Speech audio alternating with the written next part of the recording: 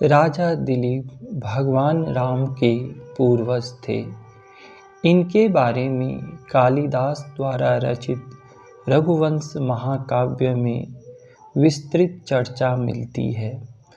राजा दिलीप एक धर्मनिष्ठ एवं प्रतापी शासक थे।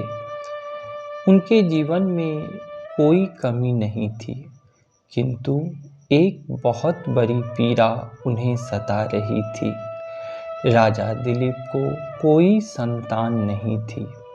बिना संतान के संसार का वैभव उन्हें फीका लगता था। वे इस समस्या के निवारण के लिए गुरु वशिष्ठ के आश्रम में गए। गुरु ने उन्हें कहा कि वह गाय की सेवा करें। गुरु की एक गाय थी जिसका नाम था नंदिनी।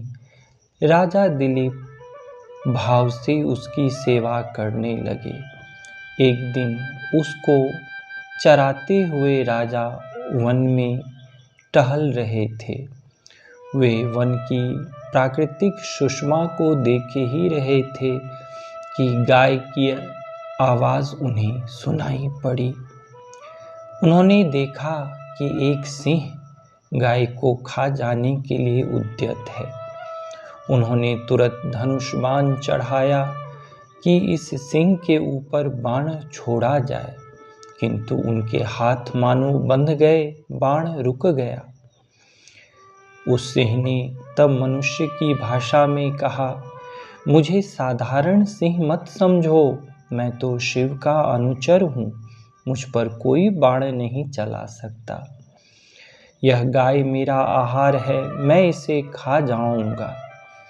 राजा दिलीप ने उस स्थिति में कहा, हे सिंह, अगर आपको भूख लगी है तो आप मुझे ही खा जाएं। इस गाय को छोड़ दीजिए, यह मेरे गुरु की गाय है और उसकी रक्षा करना मेरा धर्म है। इस पर वह सिंह हंसने लगा। उसने कहा, हे राजन, ये एक क्षत्र राज्य, यह युवावस्था, यह सुंदर शरीर, यह सब छोड़कर एक गाय की रक्षा करना चाहते हो? तुम तो बड़े मूर्ख हो। ऐसी सैकड़ों गाय देकर गुरु को प्रसन्न करो, पर अपने प्राण बचाओ।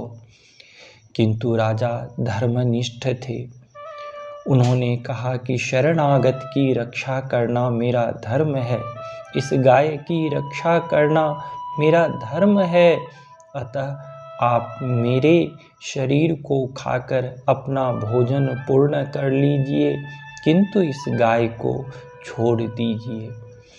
कुछ क्षणों के पश्चात राजा की ऐसी निष्ठा देखकर सिंह वहाँ से गायब हो गया और नंदिनी गाय बोली, हे राजन, मैंने तो तुम्हारी परीक्षा ली थी कि तुम में कितनी निष्ठा, कितना समर्पण है।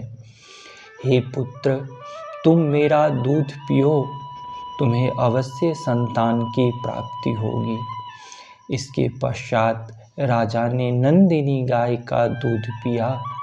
राजा को बाद में पुत्र की प्राप्ति हुई जिसका नाम था रघु। रघु भी बड़े प्रतापी राजा हुए और उनके नाम पर उस वंश को रघुवंश भी कहा जाता है। इस कथा का कालिदास ने रघुवंश महाकाव्य में बहुत सुंदर ढंग से वर्णन किया है।